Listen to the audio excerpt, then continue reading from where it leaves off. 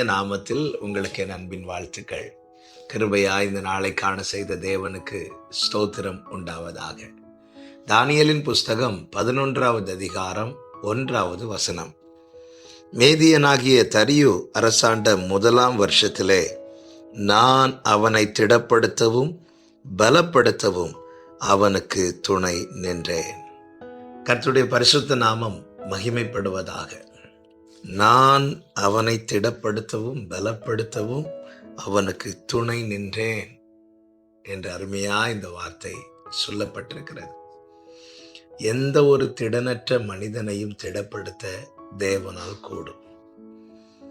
நாம் திடப்பட பலப்பட தேவனுடைய துணை, தெய்வ பிரசனம் மிக மிக அவசியமாயிருக்கிறது. எனவேதான் மோசேயை பார்த்து கர்த்தர் சொன்னார், என் சமூகம் உனக்கு முன்பாக செல்லும் என்று. யோசுவாவை பார்த்து கர்த்தர் சொன்னார், நான் உன்னோடு இருப்பேன் என்று. என்னை கேட்கிற அன்பு சகோதரா சகோதரி, நித்தம் அவருடைய சமூகத்தை நாடுகிறவர்கள் எவர்களோ அவர்கள் தேவனால் திடப்படுத்தப்படுகிறார்கள். சூழ்நிலைகள் சில நேரத்தில் திடனற்று போக பண்ணலாம். சத்துரு நம்மிலும் பலவானா இருக்கும்போது அது நிமித்தம் நாம் திடனற்று போகலாம். ஆனால் அதே நேரத்தில் கர்த்தருடைய பிரசன்னத்தை நாடுகிறவர்களாய், தேவ பிரசன்னத்தை தேடுகிறவர்களாய் நாம் காணப்படுவோமானால் கர்த்தர் என்ன செய்வார் தெரியுமா? நமது வலது பக்கத்திலே நிழலாய் துணையாய் நின்று நம்மை பலப்படுத்தி திடப்படுத்த அவர் வல்லவராய், போதுமானவராய், உண்மையுள்ளவராய் இருக்கிறார். ஏசபேலின் வார்த்தையை கேட்டு தளர்ந்த எலியாவின் இடத்துல கர்த்தர் தம்முடைய தூதனை அனுப்புகிறார். எலியாவுக்கு ஆகாரம் கொடுப்பதற்காக மட்டுமல்ல, ஆகாரம் கொடுப்பதற்காக மட்டுமா இருக்குமானால் காகத்தை அனுப்பியிருக்கலாம், அல்லது சாரிபாத்தில் அந்த ஸ்திரீயை கூட அனுப்பியிருக்கலாம். ஆனால் தேவன் இப்பொழுது அதை செய்யாமல் கர்த்தர் தம்முடைய தூதனையே அனுப்புகிறார். இப்பொழுது எலியாவுக்கு என்ன தேவை? போஜனம் மட்டுமல்ல, எலியாவுக்கு திடன் தேவை, பலன் தேவை. அந்த தூதன் என்ன செய்தார் தெரியுமா? அவனை தட்டி எழுப்புகிறார். நம்மை தட்டி விடுகிற உலகம் இது, ஆனால் நம்மை தட்டி எழுப்புகிற கர்த்தருடைய பிரசன்னம். என்னை கேட்கிற அன்பு சகோதர சகோதரி, சில காரியங்கள் நிமித்தம், சூழ்நிலைகள் நிமித்தம் திடனற்று போய் இதை கேட்டுக்கொண்டிருக்கிறீர்களா? தேவ பிரசன்னத்தை நாடுங்கள், தேவனுடைய துணையை தேடுங்கள். தேவனே, நீர் வாரும் ஆண்டவரே. மோசே அதுதானே சொல்லுகிறான், நீர் என்னோடு வராவிட்டால் நான் இங்கிருந்து போக மாட்டேன் என்று. கல்லறைக்கு முன்பாக மகதலேனா மரியாள் கூட வேறு சில ஸ்திரீகளும் வருகிறார்கள்.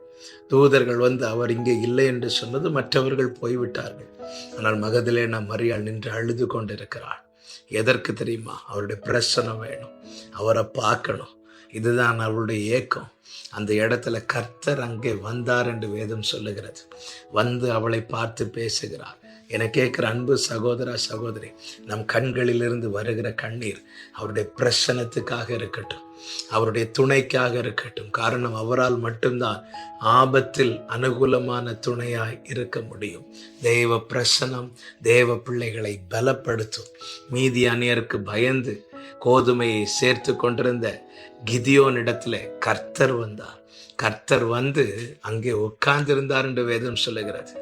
ஆமென். அவருடைய அந்த பிரசனம் கிதியோனை பலப்படுத்தினது மட்டுமல்லாமல், கிதியோனை பார்த்து மீதியானியர் பயப்படும்படிக்கு கிதியோனை அது திடப்படுத்தினது. தேவ பிரசனம் உங்களை திடப்படுத்தும். பிரசன்னத்துக்காக ஏங்குங்கள், நித்தம் தேடுங்கள், அவருடைய சமூகத்தை நாடுங்கள். கர்த்தர் உங்களை திடப்படுத்தி உங்களை ஜெயிக்க வைப்பாராக.